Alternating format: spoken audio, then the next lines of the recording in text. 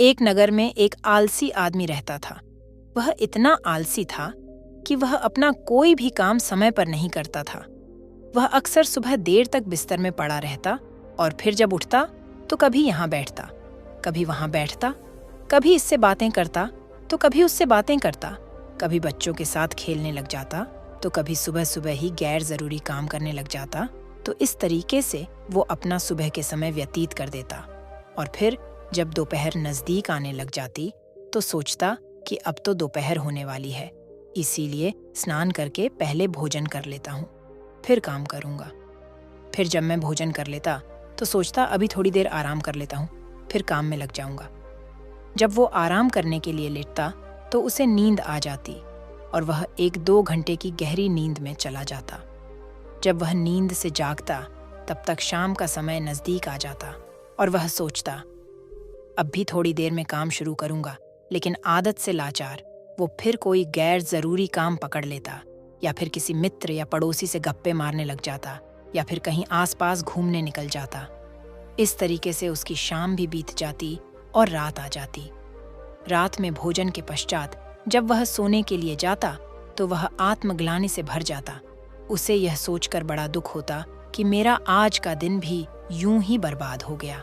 वह रात को यह निश्चय करके सोता कि मैं कल सुबह जल्दी उठकर अपने काम पर लग जाऊंगा। किसी प्रकार का टाल मटोल नहीं करूंगा और ना ही आलस्य करूंगा। लेकिन जब सुबह होती तो उसका आलस फिर से उसे घेर लेता। उसका बिस्तर छोड़ने का मन नहीं करता। वह देर से उठता और आदतन वह सारे काम करता जो उसने पिछले दिन किए थे। तो इस तरीके से वो आलस्य और टाल मटोल के चक्कर में फंस चुका था। ऐसा नहीं था कि वह कुछ करना नहीं चाहता था या फिर आलस्य के अपने इस चक्र को तोड़ना नहीं चाहता था। वह कई बार आलस्य के इस चक्र को तोड़कर अपने महत्वपूर्ण कामों को करने में जुट भी जाता था, लेकिन वह अपनी इस नई आदत को लंबे समय तक कायम नहीं रख पाता था और फिर से अपनी वही पुरानी टाल-मटोल की आदत में फंस जाता था। उसके इस आलस्य और काम को टालने की आदत से उसके साथ-साथ उसके घर वाले भी बहुत परेशान थे, क्योंकि वह उन कामों को भी टालता रहता था जिससे उसका घर चलता था। खेती उसकी आय का एकमात्र स्रोत थी, लेकिन वह खेती के कामों में भी टाल-मटोल करता रहता था। वह न तो समय पर जुताई बुवाई करता, न ही फसलों की सही से देखभाल करता और ना ही समय पर फसलों को पानी देता, जिससे उसकी फसल औरों के मुकाबले कम होती थी और वह उससे उतनी आय नहीं कर पाता था जिससे उसके घर का खर्च आसानी से चल सके। घर में पैसों की कमी की वजह से अक्सर उसे पत्नी के गुस्से और तानों का सामना करना पड़ता था और कभी-कभी तो बात लड़ाई तक भी पहुंच जाती थी, जिससे अब वह बहुत परेशान रहने लगा था। लेकिन वह चाहकर भी अपने इस मानसिक आलस्य के दुष्चक्र को तोड़ नहीं पा रहा था। एक दिन ऐसे ही वो अपने घर के बाहर बैठकर अपने लस से बाहर निकलने का तरीका सोच रहा था कि तभी अचानक उसकी नजर अपने घर से कुछ दूरी पर बने मंदिर में रहने वाले महात्मा जी पर पड़ी। महात्मा जी को देखते ही उस आलसी व्यक्ति को महात्मा जी के अनुशासित दिनचर्या की याद आ गई। उसने सोचा यह महात्मा जी रोज सुबह 4 बजे से भी पहले उठकर गांव के बाहर के नदी से स्नान करके आ जाते हैं। उसके बाद जब ज्यादातर गांववासी सो रहे होते हैं तभी अपनी पूजा पाठ और ध्यान इत्यादि के काम में लगे होते हैं और जब तक गांव वालों की सुबह होती है और वो अपने दिनचर्या की शुरुआत करते हैं तब तक ये महात्मा जी अपने मंदिर परिसर की साफ सफाई करके अपने मुख्य दैनिक कार्यों को खत्म कर चुके होते हैं। उसके बाद यह भिक्षा के लिए गांव में जाते हैं और भिक्षा लाकर अपना भोजन भी स्वयं बनाते हैं। भोजन करने के पश्चात ये पूरी दोपहर धर्म ग्रंथों का अध्ययन करते हैं और फिर शाम को मंदिर में आने वाले श्रद्धालुओं के साथ प्रवचन और वार्तालाप भी करते हैं। इसके पश्चात ये शाम की संध्या आरती करके अपना भोजन बनाते हैं और फिर रात में जल्द ही मंदिर के बाकी काम खत्म करके समय पर सो भी जाते हैं। तो आखिर ये इतने अनुशासित और कर्मशील कैसे रह पाते हैं? और ये महात्मा जी तो इतनी व्यस्त दिनचर्या का पालन वर्षों से करते आ रहे हैं। थोड़ी देर तक ऐसे ही प्रश्नों पर विचार करने के बाद वो आलसी व्यक्ति उन महात्मा जी के पास जाकर अपने आलस्य के कारणों का पता लगाने का निश्चय करता है। वह तुरंत ही उस मंदिर में पहुंच जाता है और उन महात्मा जी को प्रणाम करके उनसे विनती भरे स्वर में कहता है, गुरुदेव, मैं आपके पास अपनी एक बहुत बड़ी समस्या लेकर आया हूँ। गुरुदेव ने कहा, क्या समस्या है तुम्हारी जिसे तुम इतनी बड़ी समझ रहे हो? उस आलसी व्यक्ति ने अपने आलस्य और टाल मटोल की पूरी कहानी महात्मा जी को सुना दी।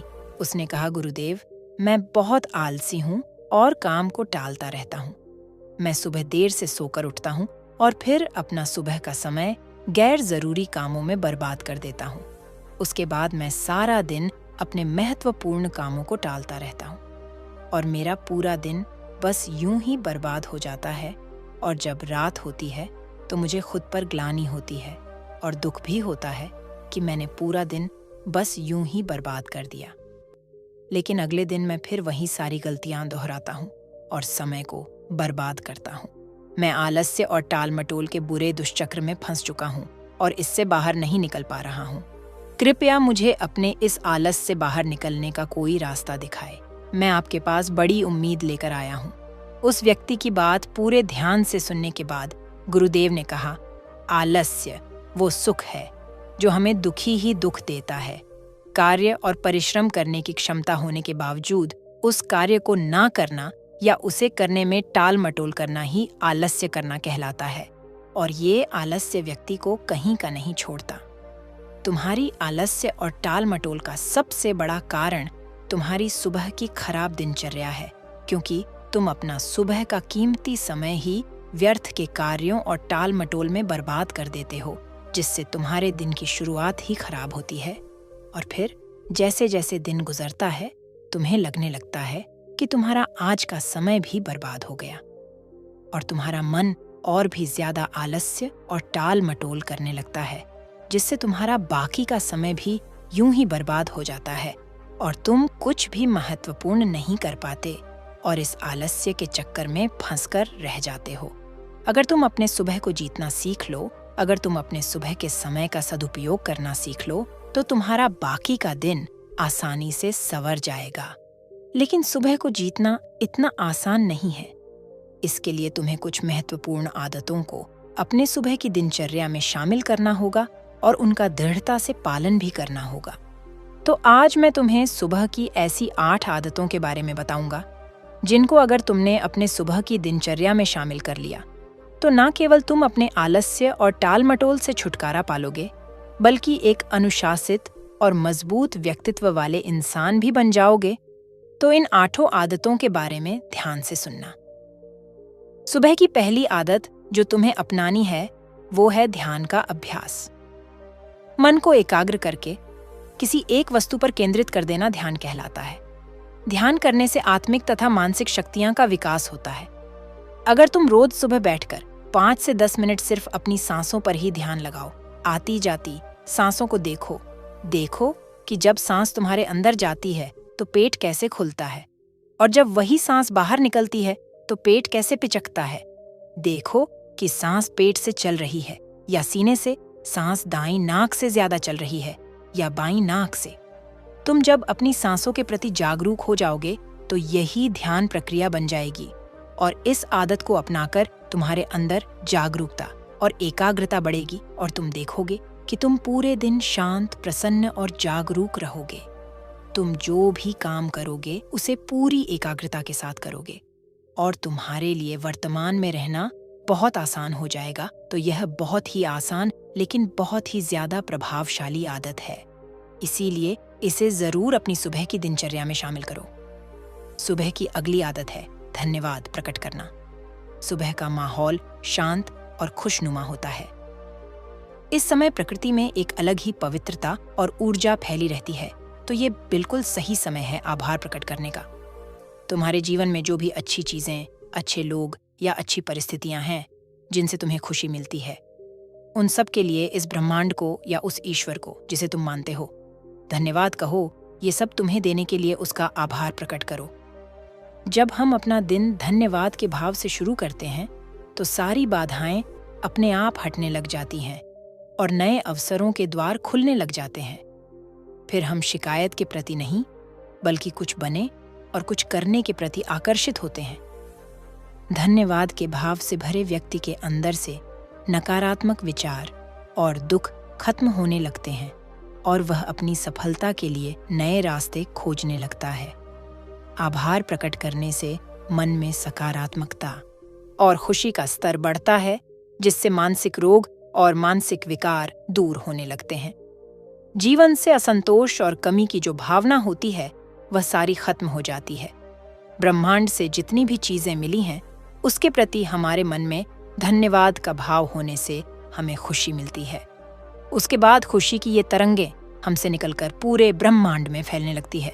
खुशी के ये तरंगें हमसे मिलकर आसपास के वातावरण में भी फैलने लगती हैं, जिससे हमारे साथ साथ पूरा ब्रह्मांड खुश हो जाता है।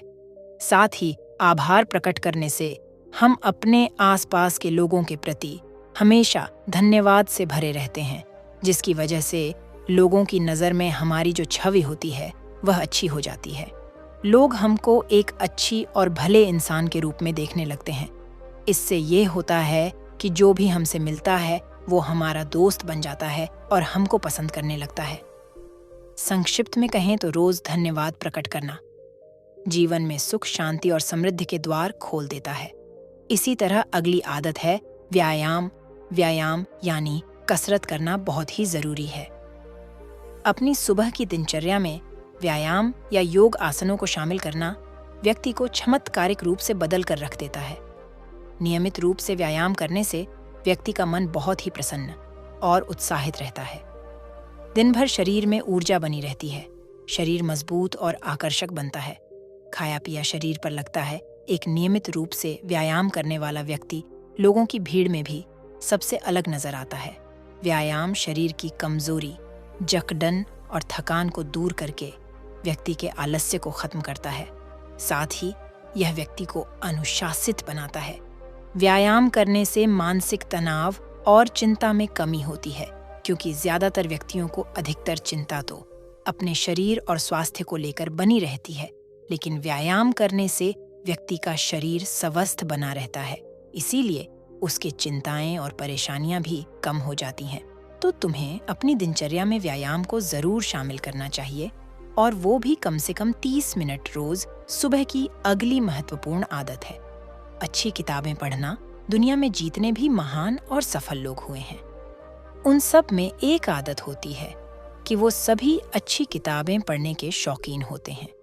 वो अपने काम या शौक से जुड़ी किताबें पढ़कर लगातार कुछ नया सीखते रहते हैं, जिससे वो दूसरे लोगों की तुलना में बहुत आगे निकल जाते हैं।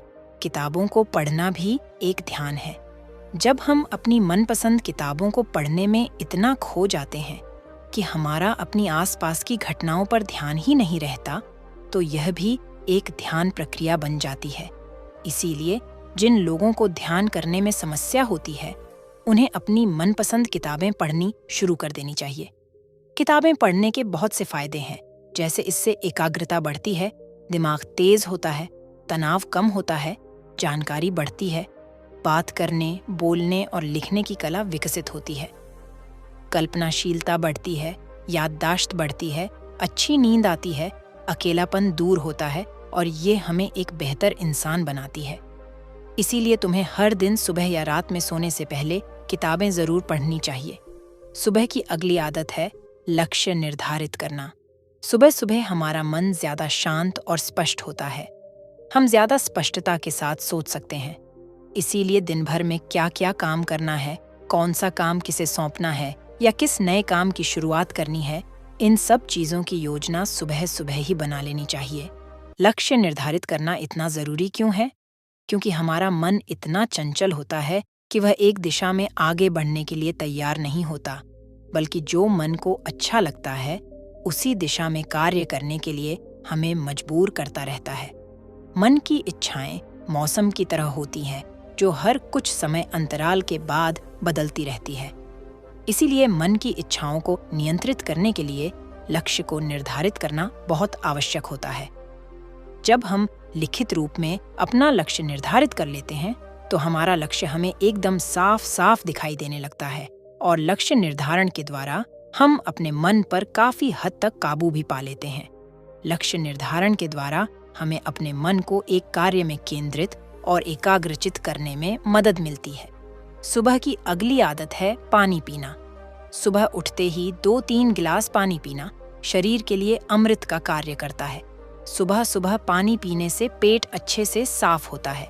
शरीर में रात भर में जो भी पानी की कमी हुई है उसकी पूर्ति हो जाती है। सुबह अच्छे से पानी पी लेने से शरीर में दिन भर ऊर्जा और ताजगी बनी रहती है। सुबह ज्यादा पानी पीने का एक फायदा ये भी होता है कि फिर हमें दिन भर बार बार प्यास नहीं लगती। अगर शरीर में पर्याप्त पानी की मात्रा बनी रहती है तो इसके बहुत सारे फायदे भी होते हैं। जैसे इससे शरीर की अच्छे से सफाई हो जाती है, त्वचा चमकदार और सुंदर दिखती है, दिमाग तेजी से कार्य करता है, पाचन में सुधार होता है और शरीर का वजन नियंत्रित रहता है, जिससे शरीर को आलस्य और थकान कम होती है। इसीलिए सुबह उठकर गुनगुना पानी पीना बहुत ही अच्छी आदत है। सुबह की अगली आदत है कि सुबह का नाश्ता अच्छा और पौष्टिक हो। नाश्ता हमारे दिन का पहला भोजन होता है, इसीलिए इसका पौष्टिक और अच्छा होना बेहद जरूरी है। अगर हम सुबह सुबह ही ज्यादा भारी तेल युक्त या कोई ऐसा नाश्ता कर लेते हैं जो हमारे शरीर के लिए अच्छा नहीं है, तो हमें सुबह सुबह ही भारीपन और आलस्य महसूस होने लगता है, जिससे हम अपने कामों पर सही से ध्यान नहीं दे पाते। और अगर हम भूख होने के बाद भी सुबह नाश्ता नहीं करते तो फिर हमें कमजोरी, भूख और थकान सताने लगती है, जिसकी वजह से भी हमारा काम पर मन नहीं लगता। इसीलिए अगर हमें सुबह भूख महसूस होती है तो अच्छा और पौष्टिक नाश्ता जरूर कर लेना चाहिए। लेकिन ये जरूरी है कि भूख लगे, नाश्ता जबरदस्ती या फिर सिर्फ नियम पूरा करने के लिए नहीं करना है। इतना कहने के बाद गुरुदेव ने अपनी बात समाप्त कर दी और उस आलसी व्यक्ति ने भी गुरुदेव की बातों को ध्यान से सुनने के बाद उन 8 आदतों को अपने सुबह की दिनचर्या में शामिल करने का निश्चय कर वहां से चला गया। तो साथियों, यह वीडियो आपको कैसी लगी? मैं उम्मीद करती हूँ इस वीडियो से आपको बहुत कुछ सीखने को मिला होगा। अपनी राय कमेंट बॉक्स में दें। फिर मिलते हैं अगले वीडियो में।